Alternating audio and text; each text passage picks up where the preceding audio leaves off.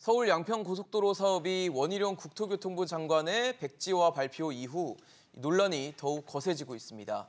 주민들의 거센 반발 속에서 여야 공방까지 더해지면서 진흙탕 싸움이 돼가고 있는데요. 의혹이 의혹을 낳고 있는 서울 양평고속도로 사업 논란 하나씩 짚어보도록 하겠습니다. 오늘 함께해 주실 세 분입니다. 국민의힘 공정미디어 소위 원영섭 위원, 더불어민주당 법률위원회 조기현 부위원장, 김수민 시사평론가 나오셨습니다. 어서 오십시오. 네, 말씀드린 것처럼 서울 양평 고속도로 사업이 원희룡 국토부 장관의 백지화 발언과 함께 일단은 현재로서는 전면 백지화된 상황인데 야권에서 반발하는 것은 물론이고요. 여권 내에서도 좀 성급했던 거 아니냐라는 평가가 일각에서 나오고 있는 것 같은데 여쭤보도록 하겠습니다. 원 의원님 어떻습니까? 원장관의 결정을 어떻게 좀 보십니까? 전혀 과했거나 이렇게 부적절했다고 생각하지는 않습니다. 그동안 이제 민주당에서 싸더니 오염수니 그리고 광우병이니 하면서 온갖 가짜 뉴스 선동할 때 그런데 그때 국민의힘의 대응 패턴이란 게 해명 위주예요. 해명 위주를 하는데 그게 아무리 해명을 해도 그 해명을 가지고 또 꼬투리 잡고 무너지고 꼬투리 잡고 늘어지고 해명은 안 되는 거예요, 이게.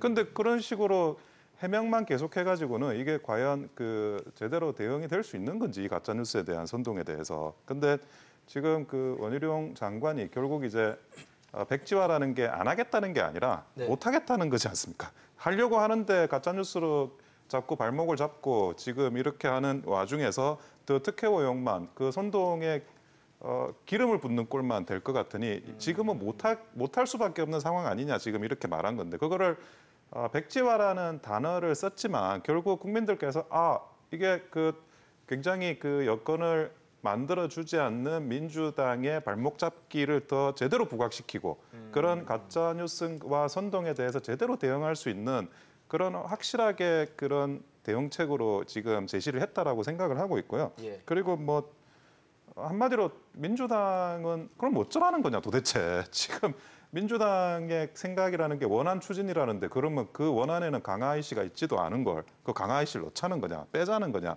이런 거에 대해서도 지금 제대로 답변을 안 하고 있는 상태이기 때문에 일단은 원희룡 장관의 대응이나 이런 부분이 과했다고 생각하지는 않습니다. 조기현 부위원장님은 어떻게 보십니까? 과한 정도가 아니라 있어서는 안 되고 있을 수도 없는 일이라고 봅니다. 이 서울 양평 고속도로 추진은 15년이 됐고요. 본격적인 추진이 2017년부터니까 그로부터 해도 6년째고요. 1조 8천억이 드는 국책 사업입니다. 양평 구민의 수건 사업이었고요. 단순히 양평 국민뿐만 아니라 두물머리로 진입하는 수도권 주민들의 어떤 접근성 요구가 계속돼 왔던 사업입니다. 그에 따라서 2017년 고속도로 계획에 포함됐고 19년 예비 타당성 조사 개시 착수해서 21년에 통과가 됐고요. 네. 다 이렇게 국가재정법 등 법 절차에 따라 추진된 사안이고요. 그런데 이게 갑자기 정부가 바뀌고 군수가 바뀐 이후부터 이 종점이 갑자기 변경된 겁니다. 그 부분에 대해서 이 부분을 확인을 해보니 바뀐 종점 부분에 김건희 여사 일가의 땅이 있었다는 의혹 충분히 제기될 수 있는 거 아닙니까? 그러면 왜 종점이 바뀌었는지에 대해서 설명을 하면 됩니다. 그런데 그거에 대한 설명 없이 7월 6일 날 원희룡 장관이 당정협의 이후 기자 브리핑에서 밝힌 내용은 전부 다 정치적 공세입니다. 의혹이나 문제 제기에 대해서 답변을 하면 됩니다. 그 이후에 진행됐던 타당성 조사에서 이런 얘기가 있었고 또 전략 환경 평가를 해보니 이런 문제가 있어서 이에 따라서 대안 노선이 검토되고 있었는데 이게 이제 김건희 여사의 관련성은 과도한 정치적 주장이다. 다 여기까지 해온 거 아닙니까? 이것을 어떻게 어떤 권한으로 지금 국토부 장관이 백지화 선언을 할 수 있는지 법적으로도 그렇고 정책으로도 납득할 수 없다는 것이고요. 과거에 보면 이 정도 국책 사업이며 대통령이 사업 중단을 선언할 때 직접 국민에게 사과합니다. 그리고 그에 따른 합당한 이유가 있어야 됩니다.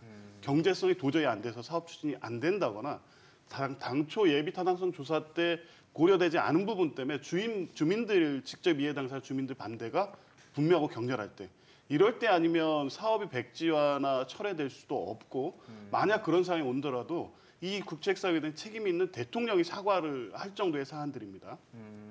그런데 갑자기 오히려 심지어 국민의 힘조차 이런 거 예상할 수 없는 사회 사업박지화 선언을 했다는 것은 이건 법적으로도 이런 근거도 없을 뿐더러 그 원희룡 장관의 백지화 선언으로 초래된 어떤 양평 국민의 어떤 분열 또 정치적 갈등 이런 부분에 대한 모든 책임이 원희룡 장관에게 있다고 봅니다. 사실 대통령실은 이 문제와 관련해서는 주무부처는 국토부니까 국토부에서 다룰 문제다라고 일종의 뭐 선긋기식으로 나오고 있는데 그러면 그런 자세도 좀 잘못됐다고 보시는 거겠네요. 그러니까 전혀 그렇게 접근하면 안 되죠. 지금 이 원희룡 장관의 백지화 선언 이후에 취재된 여러 보도들의 내용을 종합해 보면 네. 대통령실이 이러한 발표를 몰랐던 것 같지는 않습니다. 그리고 7월 6일 날 당일날 당정협의를 하고 브리핑을 할 때 직전에 열린 당정협의회에서 거기에 참석했던 국민의힘 관계자의 전원에 의하면 원희룡 장관이 회의에 집중은 못하고 계속 어딘가를 전화통화하고 문자 메시지를 하고 있었다는 거 아닙니까? 대통령실과 교류 없이 이 문제를 이렇게 뒤엎는 결정을 할 수가 없다는 것이죠.